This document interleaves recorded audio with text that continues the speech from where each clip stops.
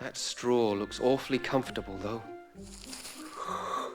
Oh, it must have a sleep draft woven into it.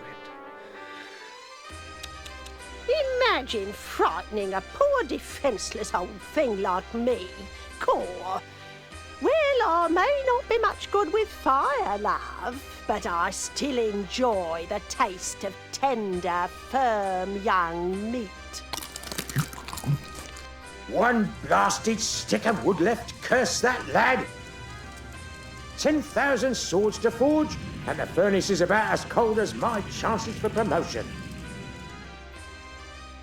I don't believe this. Real nice of that Weaver kid. Just wait until his turn comes. I'll be waiting for him on the outside. Oh dear, that means trouble.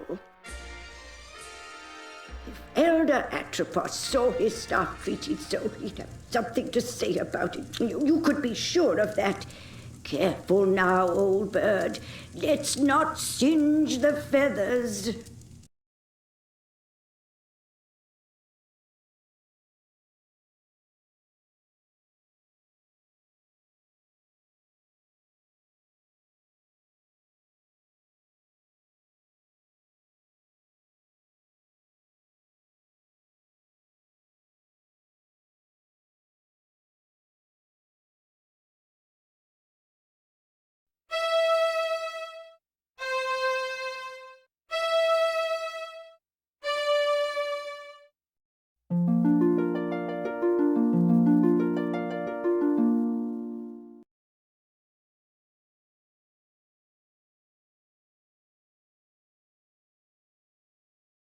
Not a stick left.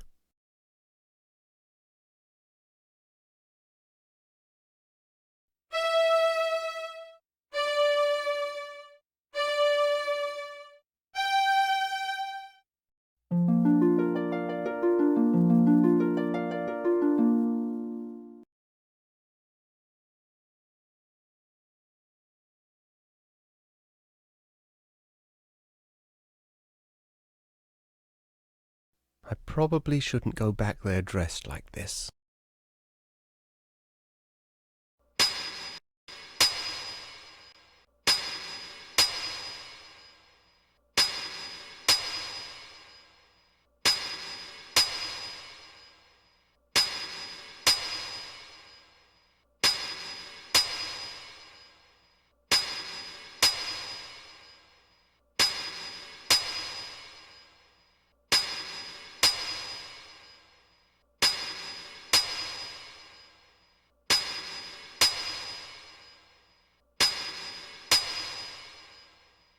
The final blade is even now in the hands of our most skilled blade shaper, Your Excellency. How's it coming there, Edgewise? I'm just putting the edge on the last sword, sir. Good to hear it! No slacking off now! Let's get it finished! You share with me a historic moment, Foreman. The forging of the 10,000th sword marks the end of our preparations. How much longer must I wait? The steel will ring out its final defeat, sir. Not much longer now. Very good then! Carry on!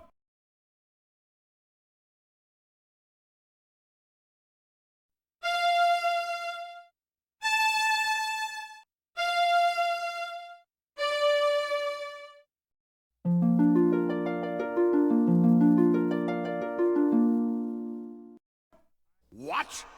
What evil is this? A witch's curse has twisted the final blade. A curse, Edgewise? I think not.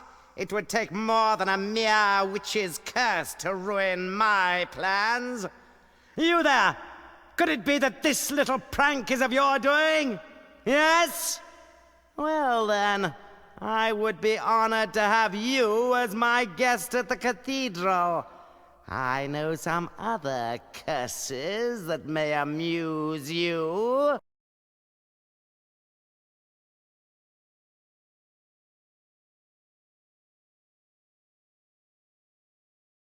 I'm getting really tired of this.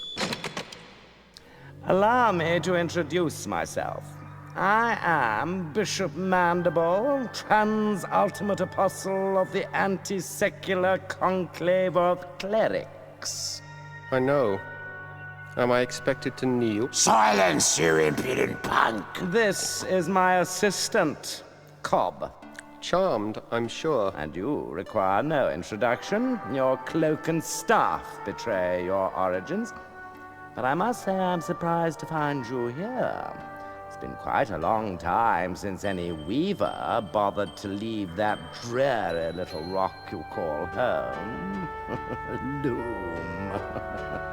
So provincial. I can't help but wonder what impelled you to leave it now. His Excellency asked you a question. I know. I'm ignoring it. Ah, recalcitrance. I see. Shall I fetch the instruments of persuasion, Master? Please forgive my assistant his eagerness. I fear Cobb is not very worldly. He does not understand the dangerous power of a weaver.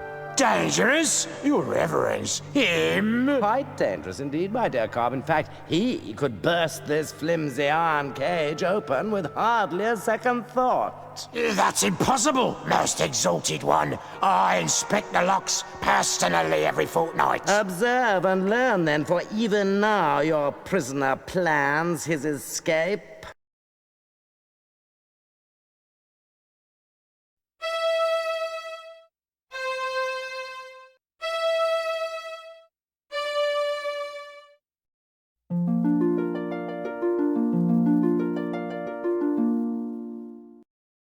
You see, Cobb? An elusive breed, these weavers.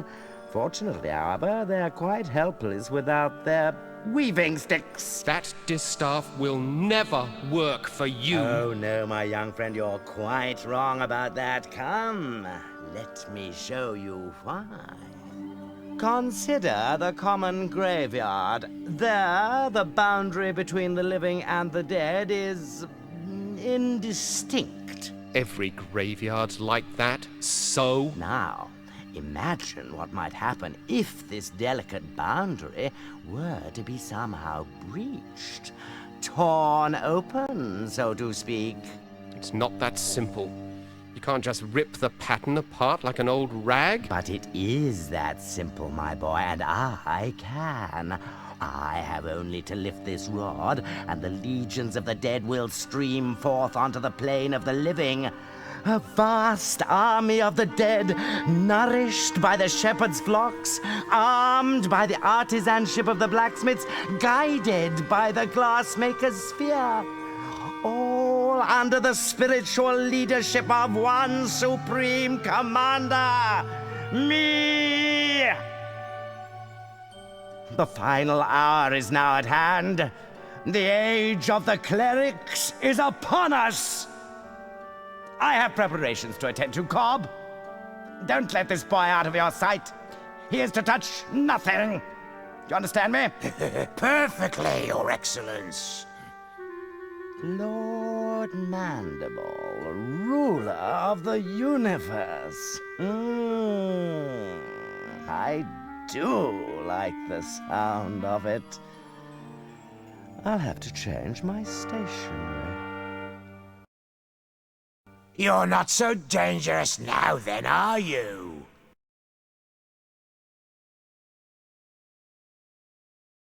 Keep away from that!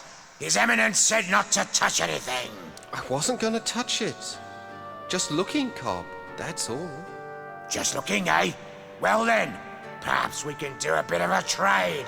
How about I let you look in the sphere If what?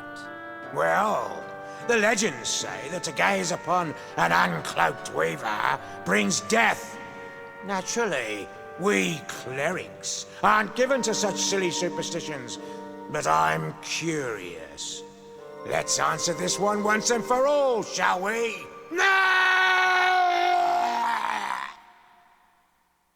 May we have some quiet, please?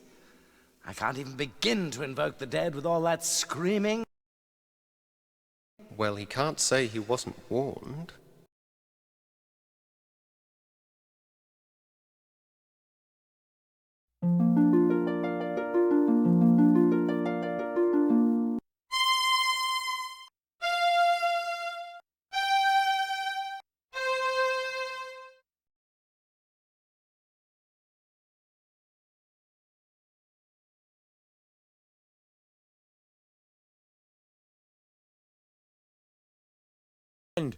I see Cobb has been lax in his duty. No matter. You're just in time to witness the dawn of a new era. You don't have the slightest idea of what you're doing. The pattern is already worn and frayed. If you rip a hole in it now, the consequences will be beyond anything you can imagine. Spare me your weaver mysticism, boy. The time has come when the dead shall no longer envy the living.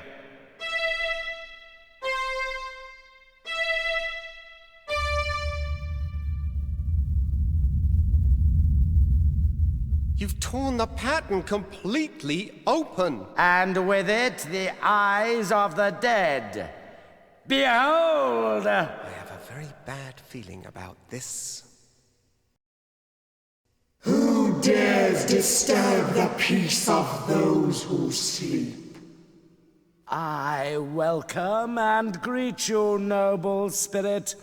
I am Bishop Mandible, Transultimate Apostle of the Anti-Secular Conclave of Clerics.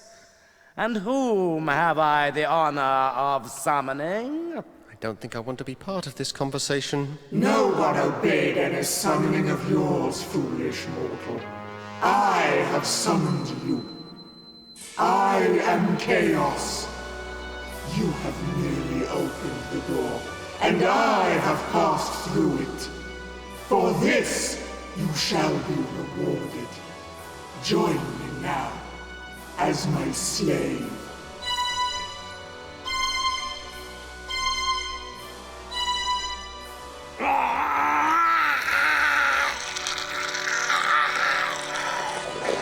I see it has been much too long since my last visit. I can't seem to hold on to this thing.